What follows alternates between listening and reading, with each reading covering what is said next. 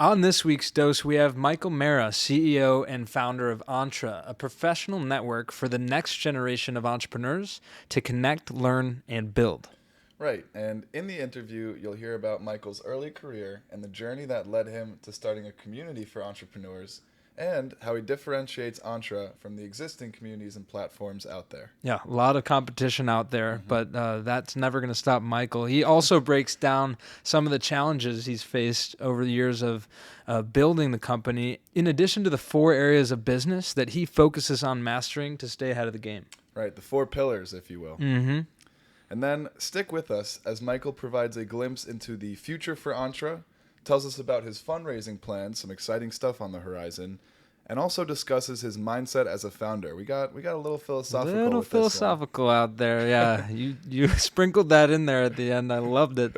Another truly energizing interview in person here today with Michael to share with all you pilgrims. So with that, here's our conversation with him. We hope you enjoy. The views, statements, and opinions expressed herein by the hosts and their guests are their own, and their appearance on the podcast should not be construed as reflecting the views or implied endorsement of Independent Brokerage Solutions, LLC, or any of its officers, employees, or agents.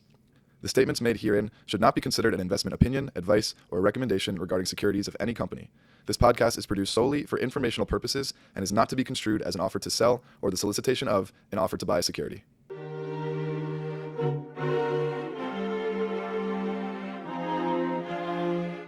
You see here, kid, you gotta just go for it. Don't think about what comes after or what came before. You just gotta bend your knees, take a deep breath, and jump. This is Venture Pill, your weekly dose of startups and venture capital. We break down recent startups in the news and interview founders and investors to help you stay informed in the evolving world of venture.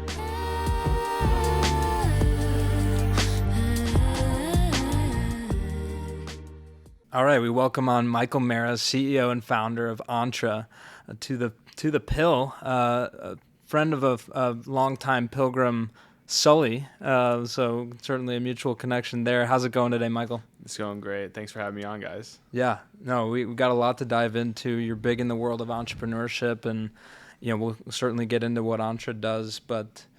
Were you always plugged in like you are today?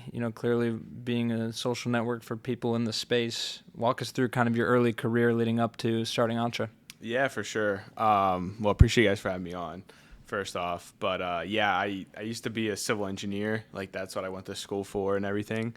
And, I did that for about 6 months after I graduated. And I was like, I need to get into something else. Yeah. And I want to kind of do my own thing in some sense. Mm-hmm. I first got into I really wanted to just be an investor. So, and not venture capital. I didn't even know what venture capital was at this point. Yeah. I was messing around with stocks, and then I wanted to get into real estate.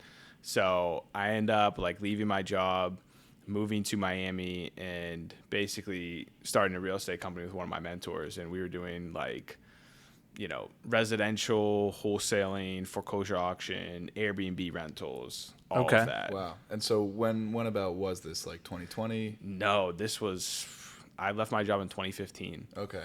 Yeah, I'm a lot older than that. But yeah, so I left my job in 2015.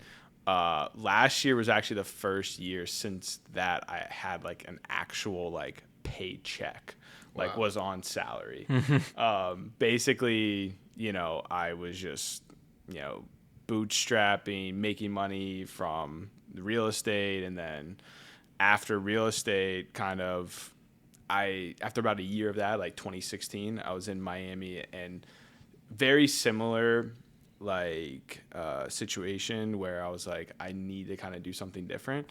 Where I was if I stay in this longer, it's cool, and yes, I can make money in it, but it's not innovative. I'm not real estate's not very creative. It's not tech. It's not, to me, it got boring. It was the same thing over and over again.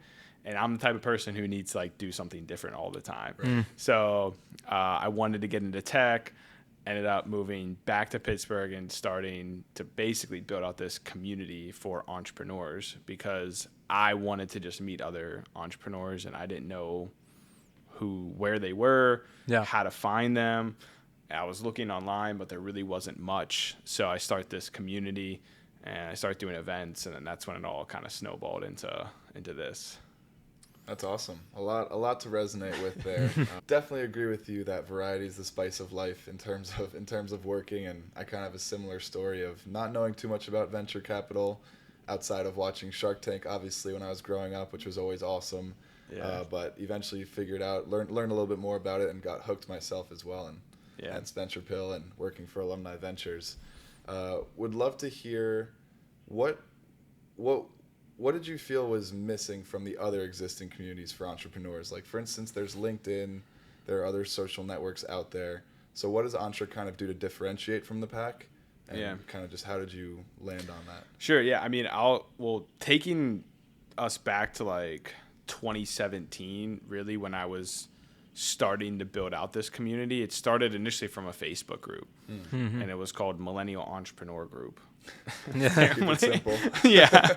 And that was like what I started it with. And like Discord wasn't really a thing yet. Like Slack communities weren't really a thing. Like there was no like Mighty Network Circle. There was some of that, but it wasn't like good at all. And no one knew of any of these like platforms. So it was really, I was just rocking with Facebook group and an Instagram page.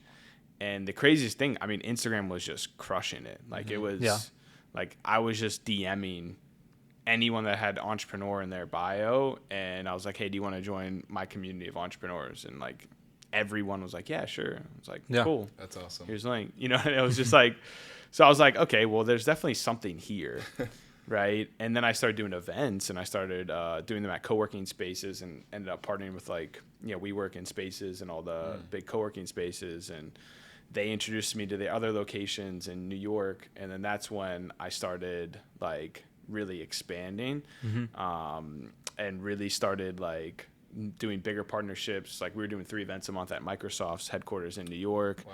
Oh, wow. And then ended up building out a whole like events team, and we were doing like 7-10 events a month across 12 cities. Wow. And we were using that as like, hey, this is our proof of concept. It's like there's all these entrepreneurs or people interested in entrepreneurship in all these different cities, and they're willing to physically come out to events every month to just network and meet people and learn and whatever. And it's like, okay, like let's just do the very similar thing, but let's digitize this and make it so it's accessible to anyone's phone. And that was like how we brought on our first couple investors, and then we started building out the app, because I was like, to do what I want to do, you can't really do it well with like Facebook groups or Slack or Discord or whatever else. You kind of you need custom features. And my view was that there's enough people interested in entrepreneurship and tech and freelancing or being their own boss in one way or another, and that was rising and the corporate world was slowing down.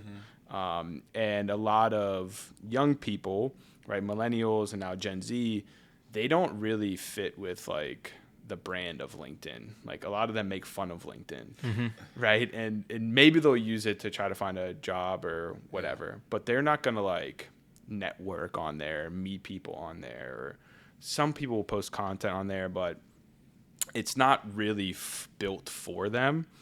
That was never really the thing. So we want this to be a place where it's like, it's younger, it's cooler, it's community focused, it's event focused, it's like for entrepreneurs, like let's help you make money, let's help you be your own boss, let's help connect you with the other people that you want to. And that's been the whole kind of vibe since since we got rolling. And then building out an app that's a whole nother challenge. Yeah. So that's what we've been on for the last like 3 years, is just like how do we build the best like product to compete with these companies, because they're huge, and they have millions of users that use it every day and that are addicted to it. Basically, it's like, how do you get people off of LinkedIn and Twitter and Instagram and Discord and Slack and Zoom? And it's like, you're not just competing with one of them. Yeah. You're competing for attention. So you're competing with everything. So It's like, if they're spending less time on any given platform, then that's time, or if they're spending more time on your platform, that's less time on the others. Yeah. So your app has to be as valuable, if not more, to replace their existing apps that they use every day. It's a constant battle for attention, Yeah. right? That's the Exactly. Yeah. most Exactly. most scarce resource, Yeah, 100%. today, right? Yeah. Yeah. No, it's did I see that y'all recently reached 80,000 users? Yeah, Did yeah. I see that today? We Was crossed that 80,000. Well, I posted. We crossed it last week, but yeah, I posted Wow. it Huge on congrats. LinkedIn like Yeah. yesterday or something. go. Yeah. It's Thanks, no man. joke. Yeah. I wanted to dig into a couple things there on building the app specifically. How did you were you actually getting into the building of it, or did you have to network with maybe you networked with some technical co-founders? Like who built it? How challenging was that? I mean, yeah, it's extremely challenging, right? As I'm non-technical, I built out all the initial like designs and prototype and all of that, and then I just hired someone initially because it was really difficult for me to find a CTO. And like there was some people, but they weren't like the right fit. Yeah. You gotta that person has to be like, you have to make sure that they're like in it for the long haul, number one, but also skilled, because there's a lot of developers out there and there's a lot of shitty ones too. I've had my fair share of dealing with both sides of the table. But yeah, initially I basically built out all the designs and prototype myself. And then I was essentially going around at my events and like, hey, here's the app that I'm like building, you know what I mean? And talking to investors and stuff. And it's like, hey, it's going to do this and we're going to do this. And I basically just hired like a freelance developer to build me a front end with all dummy data, and then got that on test flight. So it looked real. Like it was an app on my phone, right? All the data was fake, but it was like enough to like show people, and I could demo it way easier. So that helped a lot get that first like 150K. And, it was from investors that I met through our events and stuff. And that was like the first step of like, okay, now we have some money to actually like pay developers. And we started building out the mobile app first. We did React Native, so you can do iOS and Android at the same time, essentially. And we rocked that, and we rolled that out in 2020. And then we rolled out web in 2021. And then last year was the year that we kind of focused on a lot of the Web3 integrations, and then just like scaling up the platform and making it way better. And now communities is like the new thing this year. But it's been like, 3+ years of just like building the app every day. Yeah. So did you essentially get in touch with entrepreneurs and investors at an Entre style event? Yeah, so my first investor, he came to probably like the third or fourth event that we did in Pittsburgh. And then the other investor I met, we had like a booth or something at like Collision in Toronto, and met him there. And he went to Dayton, where I went to college. And so he like, loved that, loved what we were doing. And he invested as well. And that was like, we just had 2 angel investors. And I probably should have raised a little bit more money in hindsight, like right then. Because one of the biggest things that I've learned about raising capital is like, once you have, the hardest part's getting the first investor, right? Getting just like a lead, or, even if you're doing an angel round, even just getting like 1 angel investor or 2 angel investors.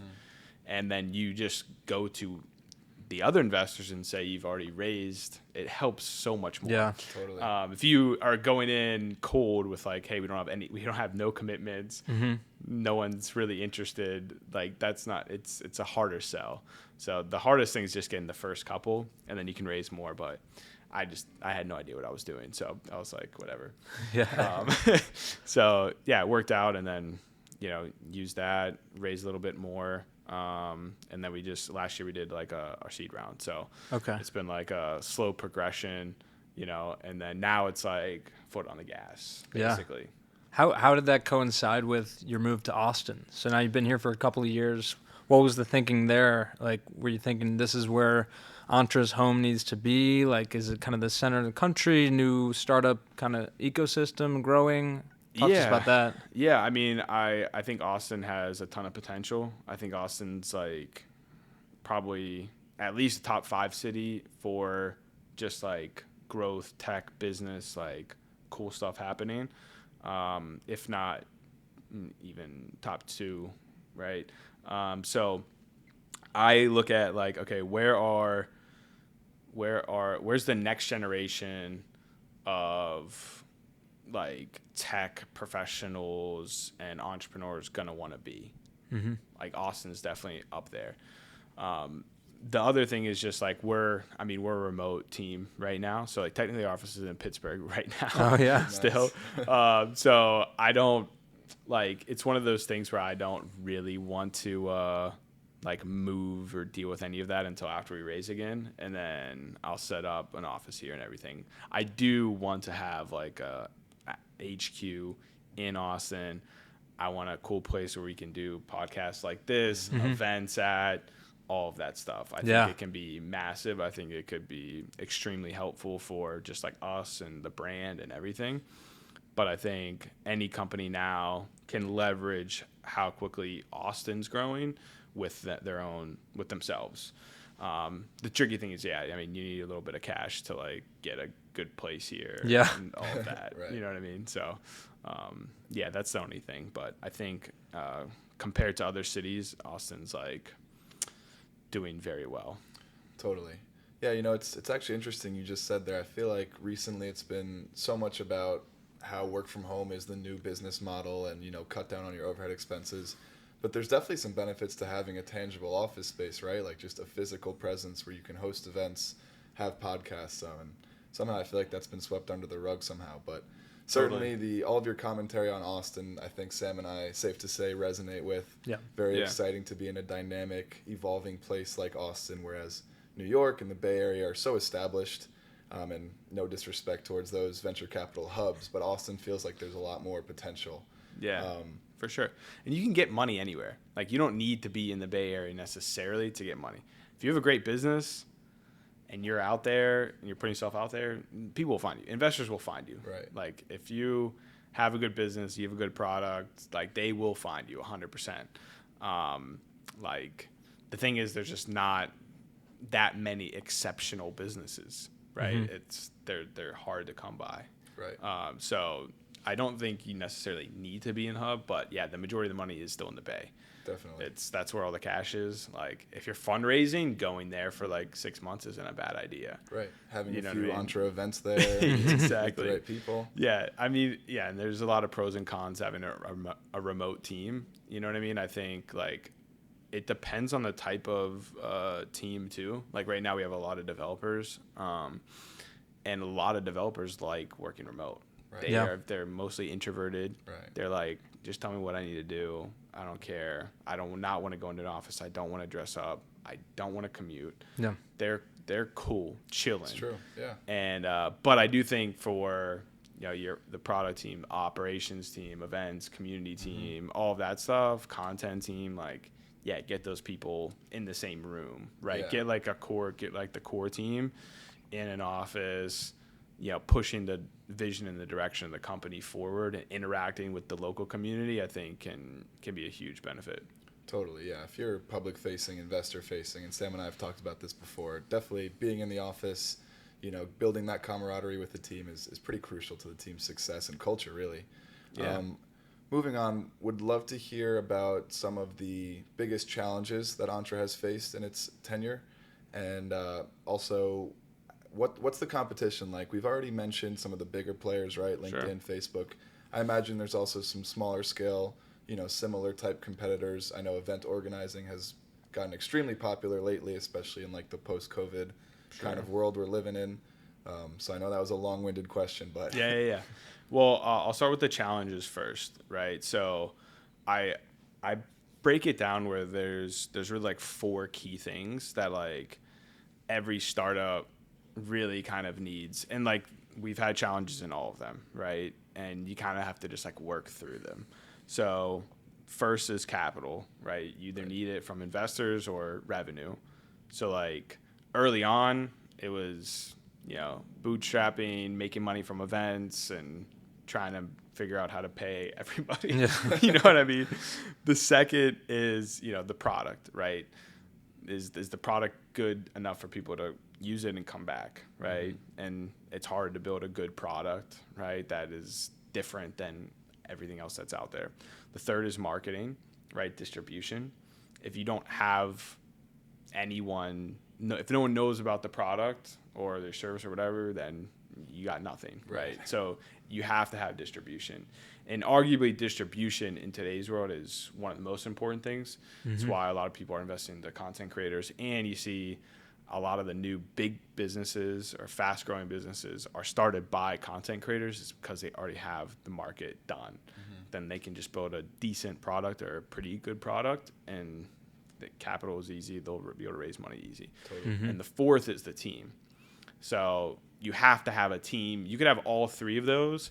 And if your team sucks, or there's team conflicts, or your investors have board seats and they mess up everything, then you're going to be in a tough spot, right? So, we've had challenges with all of those. You have to just like work through them and figure out figure out the little things that you can do, so that you can keep improving on those four. Right. Obviously making sure that you have enough capital to stay in business. That's the main goal, is to just stay in business. Keep staying in business. Things will work out. Right. It's like you're only as strong as your weakest link, right? It feels like all four of those are so imperative. Like if one fails, then the whole thing kind of gets pulled down. Yeah. So it's tough to keep them all. And that's the thing. Like most startups, they might have two. Right. But it's like, it's hard to have all four. But that's what I've seen. And that's what I've learned too from other, people, that it's like those are the four like pillars. Yeah. If you don't have that's really it. And then competition wise, right? Like what's out there right now, it's spread out, right? It's kind of fragmented. So LinkedIn is obviously the juggernaut, right? Mm-hmm. They're the big one. But then it's like, okay, what are the platforms that the next generation workforce is using right now? Like, what are the college kids using? Like, what are the people that just graduated college using? What are the people that are doing a podcast or doing a side hustle or trying to do a startup? Like, what are they using? Like when they're starting their companies, how are they making their first dollar? How are they, what platforms are they using to go to events, and what features do they have? So all of these things, right? And that breaks down into a couple of different categories. You have the social layer, which is a lot of, I would say current and or relatively like successful professionals, founders and investors are mostly using Twitter and LinkedIn. I would say the younger kids that are just kind of getting their feet wet, they're still mostly on Instagram and TikTok and whatnot. Yeah. Right. And YouTube. Like YouTube's a big one. That's where they go to learn. So, and now Shorts is doing really well as well. So YouTube's a huge one. So it's that social layer is that first thing, like social apps, right? Then you have kind of like the software layer. It's like, okay, what software are they using? Well, they're using Zoom and Google Meet to do all their meetings, like maybe Microsoft Teams, but mostly that's just corporate, and it's completely trash. Not. It's the worst product I've ever used in my life. I agree. It's so Team bad. Slack, if I gotta pick one. So then you have Slack and Discord, right, for team communication. The tricky part about Slack, especially, is that even startups like us, we don't pay for Slack. Like we're still doing the free. Oh yeah. And it sucks, but it's one of those things that if we did pay, it'd be, I think, like $250, $300 a month, which like you can justify that it's worth it, but we're about to move over to our own platform and our cost is going to be zero, right? And we have video conferencing built in, so we don't have to pay for Zoom either, right? Smart. So some companies, though, they have to pay for, well, even if the company is paying for Slack, they also still pay for Zoom, primarily, Yeah. right? Because they still do external meetings with Zoom or Google Meet. So they're still paying for some video conferencing app, right? Whereas here you can do external and set up the private like team, like basically the equivalent to Slack. The other tricky part about Slack and Discord for communities, right? If you're doing a community, there's no discoverability. Like you have to drive all the people there yourself. It's not like Facebook groups or LinkedIn groups or whatever, where you can search and find and they recommend groups and stuff for you to join. They're all very siloed. So we have a whole now section on our platform that's just for communities that you can search and find, and we recommend communities for people to join. And that's going to be a huge part of our platform. And then you can do in-person and virtual events as well. So we have event ticketing and all of that built in as well. Wow. It's exciting. Very comprehensive. Yeah, the future, it seems like there's so many different ways you can take this, and I'm curious how that well, how you're thinking about it now, but also I'm also like really curious how you envisioned it when you were first getting this going, say 5 years ago. Like how different is it now than you could have ever imagined? Yeah, I mean, I think initially it was, a social network for entrepreneurs, right? That was the whole thing. The tricky thing now, and the tricky thing just with that in general, is I didn't realize that the more successful you get as an entrepreneur, the less networking you want to do. Meaning that like you value your time more. Right. You don't want to go to free public events. Like I don't want to go to freaking like whatever event. Yeah. Like I want to know who I'm meeting. Right. Another reason why some of the like other platforms, like I don't know if you're familiar with like Lunch Club, and they did like meeting. You could like basically like sign up to meet with people every week. And they raised, I think like 40 million or 30 million. And during the pandemic, like they launched before the pandemic, and I was using it. It was in-person meetings you could sign up for. And early on, they had high quality people on there. And then the pandemic hit, and they did it virtually. And that's when they raised like $25 million round or whatever. But then the more people you get on, the lower the quality gets. Yeah. And then no one wants to use it because you're getting a meeting with Joe Blow who's just trying to like sell you on something. Right. You know what I mean? So same thing that happened with Clubhouse, right? Like I got on Clubhouse early. I grew one of the biggest clubs on Clubhouse. I knew all the top clubs, and I was doing a bunch of stuff on there, and it was great. But then I knew as soon as they started opening it up, the same thing was going to happen. It's just the more people you get onto a platform that's very open like that, or the real core value of it was the networking and the exclusivity, like that was the only value of Clubhouse. Like that was it. Like everyone that I know would have paid for Clubhouse early on. They would have paid maybe even $50 a month, $100 a month, because it was just such top tier networking. It was the best networking, professional networking that was ever created. And they were trying to make it a social audio platform. Like they could have crushed LinkedIn, like if they did it right. But they were not trying to build that. They were trying to build a new social audio platform that was massive and had millions and millions of users and all sort of stuff.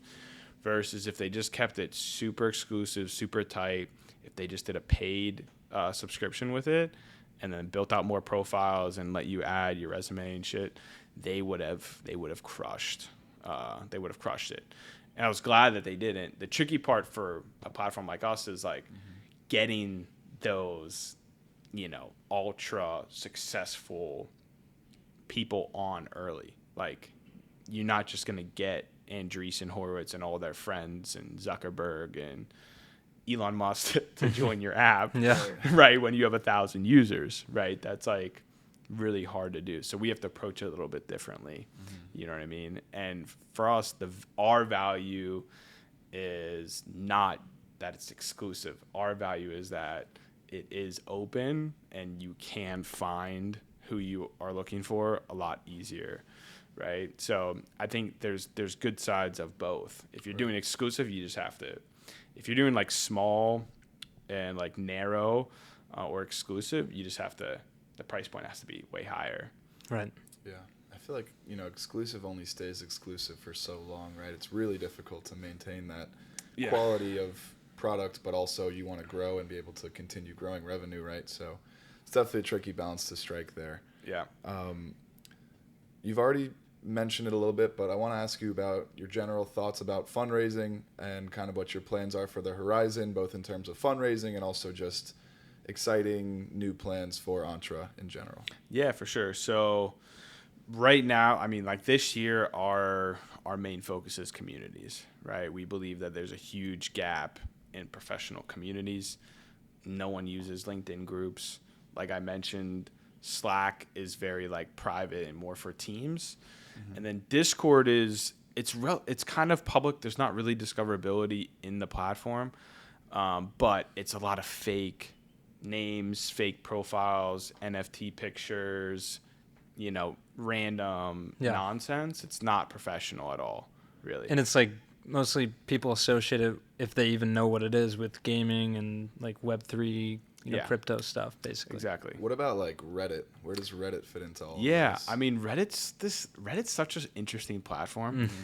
It's like so weird, but has such like a strong core user base that has been using it for, I don't even know, probably like 10 years at this point. And that's like a premier community builder, right? Like all the sub-communities and niches and genres. Yeah, for sure. The thing with that is posting the best way to communicate and manage a community, right? So from like the polling that we've done and talking to people and, everything over the last like year, we've seen most people tend to like how Slack and Discord is like organized, meaning you can have channels, you can have public, private, announcements channels with different preferences or permissions, right? And then people can chat, right? They can drop links, questions, all of that stuff.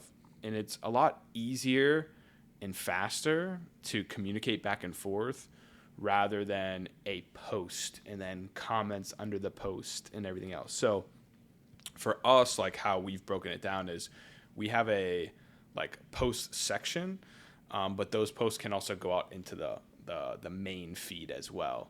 So we separate posts within the community from the channels. So we kind of have both sections where you can make posts. You could have those posts just be visible for your community or publicly available and go out to the For You page where anyone on the platform could see it.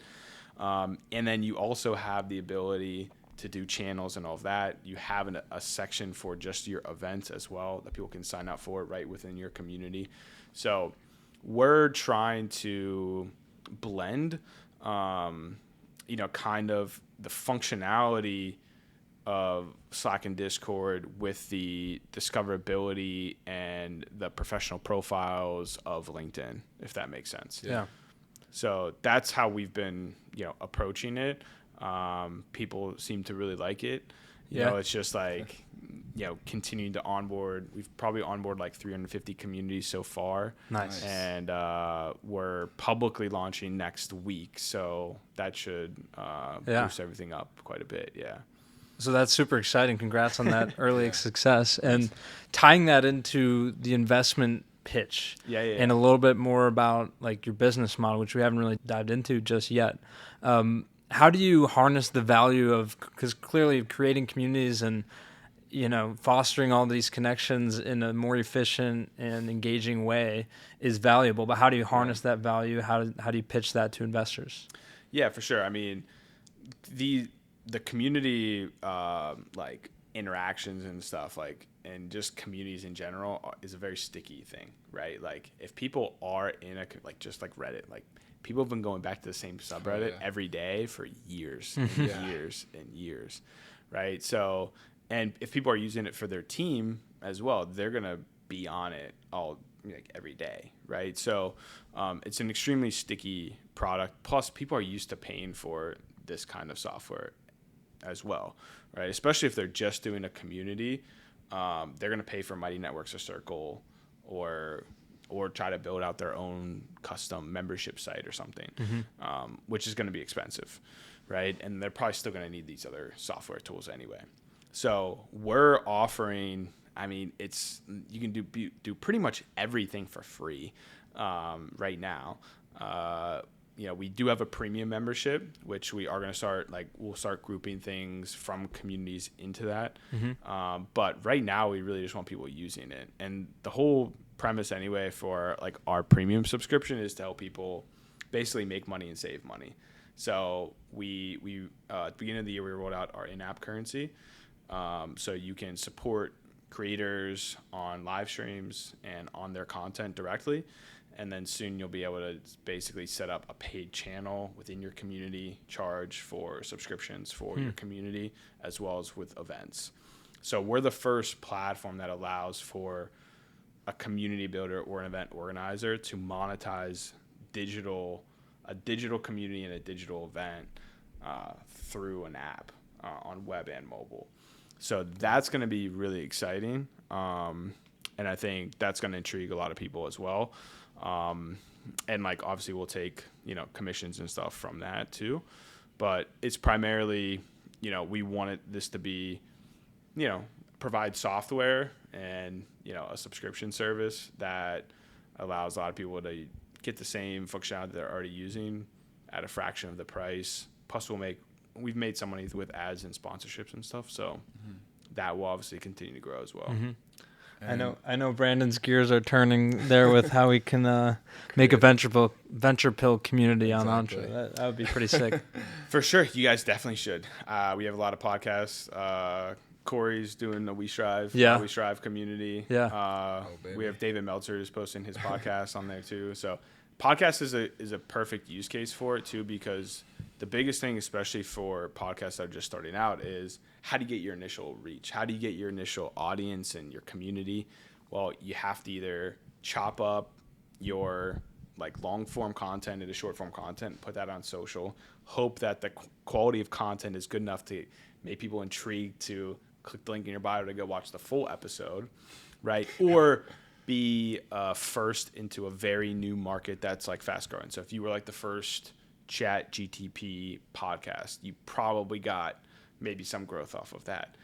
But you have now Lex Friedman, Rogan, they're all talking about it now too. So the tricky thing is getting that initial audience and getting that initial community, right? And there hasn't been a really good platform for building that up and discovering it. So I think we can do a lot to help podcasts, event organizers as well. And then just organizations too. I think a lot of companies are trying to figure out community and content now, but they don't really have a good plan in place. And they're kind of just posting without doing much. Yeah. And there's some companies that are trying to do events, but at the end of the day, good recurring events, that's a community, right? And those people want to interact with each other, not just at an event, but also virtually too. Right. Digitally. Yeah. Yeah, we're gonna need to talk after this talk because the wheels are definitely turning. Yeah. Love being able to ask this question when the opportunity presents itself, but with something like this, which is kind of social media, community building, right? People are interacting in person and virtually. How do you address compliance, security, things like that, right? It's definitely a layer that isn't necessarily the sexiest component of a startup, but definitely imperative. Yeah, I mean, social apps are a monster to deal with. You have not just content being posted, you have live streaming, you have messaging. So there's so many variables involved, right? And for us, we we're pretty strict on the content. So we're building this as an apolitical platform. So anything related to politics, we just remove. We'll give you a warning, whatever. Community, same thing. no political communities, no religious communities, nothing that would be like considered even like a societal issue. Like we want this to be professional. We want this to be about business, personal development, health and wellness. Right. If it's outside of that, like we don't. There's plenty of other places to post that. Yeah. Totally. Yeah. So like during COVID and stuff too, and all these things, like a lot of people were actually appreciative to have something that was like, there wasn't like that going on. Right. Like now almost every social media app is polarized by political content. Totally. And that's just not our game. Yeah. You know, so I think that will also be, I think, a big differentiator for us in the long term too, is just like, you know, we want to be relatively strict about that. But yeah, I mean, just privacy, security, all of that stuff. It's like, it's tricky because you need some governance, right? The thing is like, you just have to trust that the people who are moderating it are like doing it for the best intentions. Right. And that's very hard to do right now. As we like grow, we want to do more community moderation, right? Where people can like, you kind of have a score, people can report you, flag your content, flag your messages. And it's more based off of like, kind of like the value that you're adding to the community. So it's like we basically have an internal point system. So like if you're getting upvotes on your comments or your content, if people are supporting you and giving you coins, right? You're attending events and you're doing all these things. Well, there's not too many negative, you know, points there, right? But if people are reporting your profile, flagging your account, flagging your content, right? All of that stuff, then it's relatively easy to see who the bad actors are. The tricky thing is just making sure that people aren't doing it again for some sort of an agenda.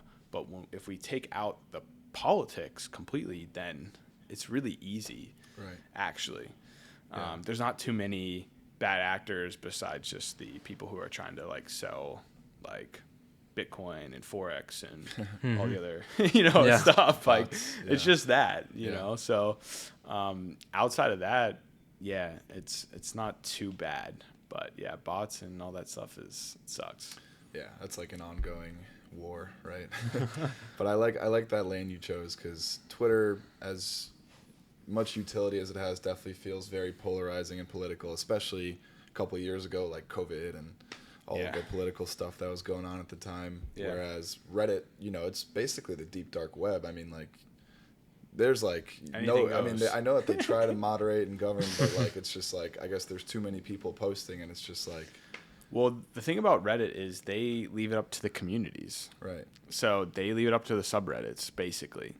So, which I think is cool, right? And that's kind of how we, like, our goal is to give the communities the tools to moderate and, like, create their own thing. It's like, as long as it's not, like, against the community guidelines, like, do whatever you want. You know what I mean? And, like, but you're in charge of kind of kicking people out and deleting content. You know what I mean? So, like, we'll try our best to do that stuff. But, yeah, I think that's why Reddit is, like, so just, like, open, is, like, it's really just they leave it up to the subreddits, and then they make their own rules. Right.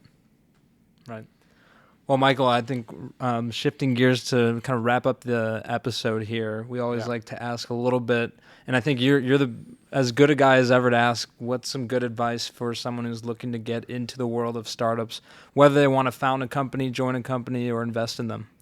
Yeah, I just realized I missed your one question about fundraising. So we're going to be raising after we launch communities. And yeah, that will be our Series A. So okay, awesome. Yeah, but anyways, so advice. I think the biggest thing, I think there's two things, right? Like if you're just starting out, there's you need different advice than if you're like, if you have something going. If you're just starting out and you're trying to get into tech or entrepreneurship, like I wish I worked at a startup first. Like to be honest, I'm like, I wish I stayed at my civil engineering job longer and stacked more cash, and then, or just quit that and then, or like just quit that and found a job at a startup, because it's such a different game. Like tech and startups is like baseball, and then like normal, just like online business, small business is like football. It's like a different game, different players. Like you have to know like VCs, angel investors, like there's so many different words, terminology. There's a style to how you have to play the game. Like it's so different, and you're never going to know that stuff unless you like work at a startup. Basically, that's the only real way, or you go to a very like tech startup school like Stanford or something, but like not many people can get into that. So I wish I did that 100% before just jumping into it like cold. That would have saved me a lot of time and money probably. So that would be that for people who are already kind of, or like they're already in tech and starting their thing, or they have something, like you have to really try to focus as much as you can on like what are the things that you're doing well, how you can win at that game, right? So like for us now, it's like how like we think that we can be the best professional communities platform, right? Like that's what we think the way we can win at. I don't think we can be better than Zoom at video conferencing, right? I don't think we're going to be better at like team communication than Slack for a while. Like we're not going to be a better like content platform than like Twitter and YouTube and whatever. We're not going to be better at jobs and all that stuff as LinkedIn, but LinkedIn groups suck, right? Slack and Discord, like there's problems everywhere in that, and we can really own that piece. We have other things obviously intertwined with it, but that's what we're really diving deep into now. And I think it's kind of want to play the games that you can win at. Otherwise, you're just going to be like competing, treading water. It's just, it's kind of like the book, The Blue Ocean Strategy, right? Like you don't want to be in the bloody water. Like you don't want to play the content game with all these big players unless you have a shit ton of money and a shit ton of super high level content creators that you already have in your back pocket that are willing to come over. Because a lot of people don't know that TikTok spent billions of dollars on ads to get people to go over to TikTok in like 2019, 2020, right? They're doing the same thing right now for Lemonade. But they're leveraging TikTok, their own platform, so they can spend way less money. It's just themselves. But it's the same thing. Like you need, like, if you're going to play that game, same with like TV streaming, like to enter the streaming game now, like you got to have crazy cash and like crazy good content. So I think it's just important that you understand like what game you're playing and that you think that you can win that game. So that's all I would say. Yeah. Yeah. No, that's great advice. And I think, it's so easy to get distracted, swept up by everything else, and staying focused on one lane that, while other things may be more appealing for whatever reason, like staying focused is a challenge in and of itself. I mean, there's a lot of shiny objects out there. I think as entrepreneurs, you have to look at them. Yeah. Like you have to look. You should research, identify which ones like could be important for you, or could impact or move you faster along, right? Because like for us, if we didn't integrate like Web3 functionality when it was hot, like we wouldn't have raised our seed round probably.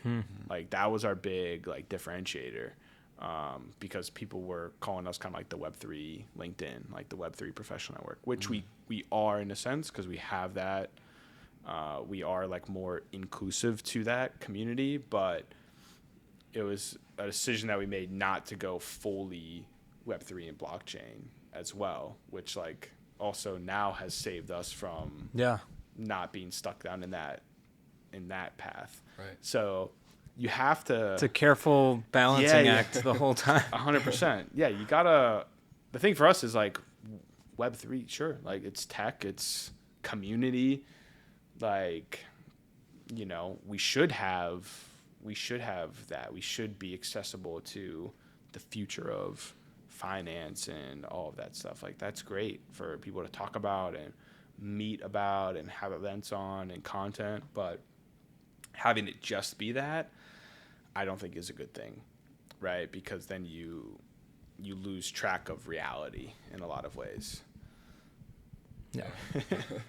No, totally. I actually, on that note, want to get a little philosophical with you here. The philosophical statement is a simple one: the grass is always greener. And I think it's human nature to glorify being a founder, being your own boss, right? Like you said, 6 months at your civil engineering, you wanted to be your own boss, essentially. Sam and I feel the same way, and we enjoy the podcast because we can kind of be our own boss, right? But once you are your own boss, I think you realize this whole new net of problems, or, you know, just a new scenario. Like, okay, you can check off being your own boss, but now by doing that, you've created this whole new world of potential stress, right? So with that long intro, what are some things about being a founder that are contrary to the mainstream perception of being a founder? Yeah, I mean, I would say, so you're exactly right. I tell people all the time, I'm like, look, if you want to build a tech company, you're not going to be like your own boss necessarily.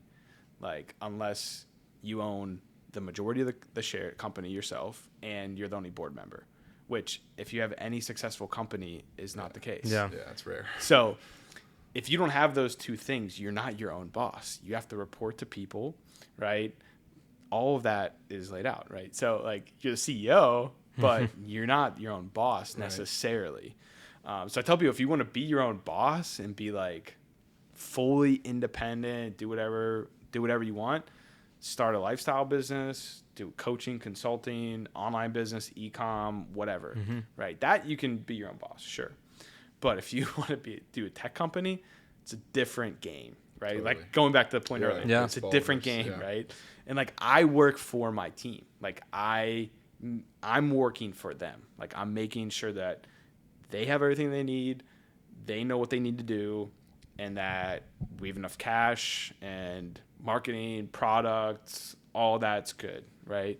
I mean, I think it's one of those things where I've learned, like early on I was working so much and it was just like not, like I wasn't productive.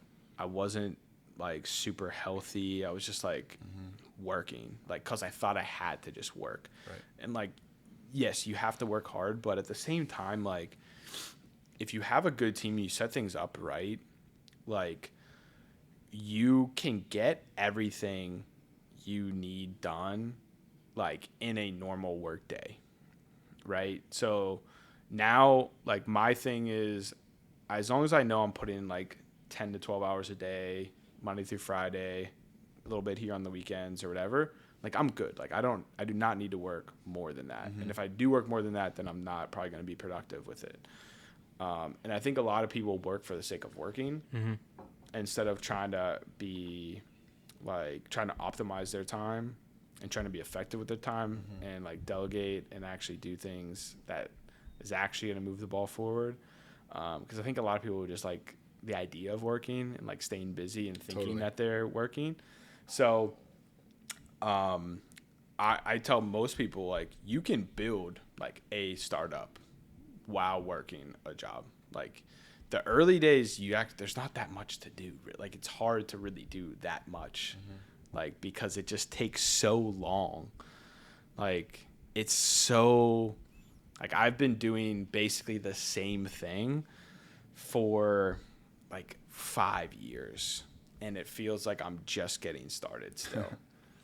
You know what I mean? And it's like, and it's just, like, making sure that when you're signing up for it, that you're like, all right, like, I'm going to do this, and I'm just going to figure this out. Like, I'm going on this journey, and I'm going to figure it out.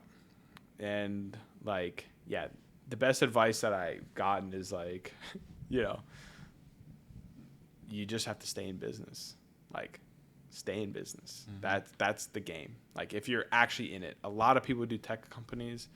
They're just in it to raise money and whatever, see if they can do something and then start another company or go back to a corporate job or whatever. But like when I started this, I was like, I'm in this. Like, I'm not doing this. I'm doing this until like something happens. You know what I mean? So I think, yeah, I mean, there's different approaches, but yeah, that's how I like went for it. And I think a lot of people should look at it when they're first starting. Yeah, that's certainly commendable, right? I mean, like you said, not everybody's in it for the same reasons, but this seemingly is your baby that you've grown, and it's been awesome to hear about it and the growth journey that Entre has had, and seemingly, hopefully, an inflection point for the company as you guys raise the Series A later this year, you said? Yeah, so I'll probably start fundraising in like, I don't know, probably June, July-ish. It depends on like how long, you know, like, you know, things go. But we're already having conversations. Like, yeah. You're talking to investors all the time. Yeah, you're one of the most so uniquely positioned founders in the middle of the community of founders and investors. So yeah, so it's you know, you're always giving updates and talking to people and stuff. Yeah. But like the numbers have to speak for themselves too. Like, and especially the growth rate is like a very important thing for investors, and consistent growth. So that's like very important, and that will all be probably double what we have right now in, you know, the next month or two. Exciting stuff. yeah. Well, with that, I think we'll wrap up this week's dose. Thanks for coming on, Michael. What's the best way for people to connect with you if they want to learn more or just, you know, get in touch, I guess? Follow along on the journey. Yeah, follow along. Yeah, for sure. I mean, definitely follow me on Entre, for sure. You'll get like a auto message from me when you join. Yeah. If you respond, I see all of those and reply to them and stuff. But on like Instagram, Twitter, all of that, it's just Michael W. Marra, and doing some TikTok stuff too. So Yeah. Nice. And Sully's been helping you guys out with some. yeah. Sully does some content for us. Nice. And yeah, we'll probably get out and start doing some street interviews again. Those were fun. Oh yeah. You guys should consider doing those too. We did some for South Oh by. yeah, you did. Yeah, we did. I actually Oh, did. I think I saw that. Yeah. We did Sully, and Sully grabbed the mic from me and started interviewing me, and he was damn You good. started interviewing Brandon. He was really good at it too. That's great. He really does it all. Yeah, the street interviews are fun, man. They're a good time. Yeah. We'll have to get back out there another time, but Yeah. at least every South by it was a fun. Great way Fun to experience. meet people, right? You're like in face to face with them, so you're like, hey, follow this, please. Like, you know, Yeah. get that call to action a little stronger than it is virtually. For sure. Yeah. 100%. But yeah, we'll have to do this a year from now or whatever, and do a check-in with Entre. 100%. Yeah. Thanks for coming on, man. Of course. Great to meet Thanks, you. guys.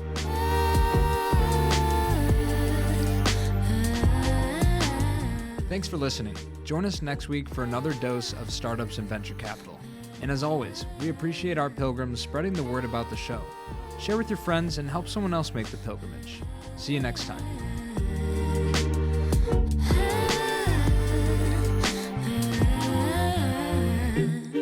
She told me that she only bumps my music when she's lonely. Thinks my vibe's a little low-key, okie dokie, that's alright, but wait, I don't know how to do things different.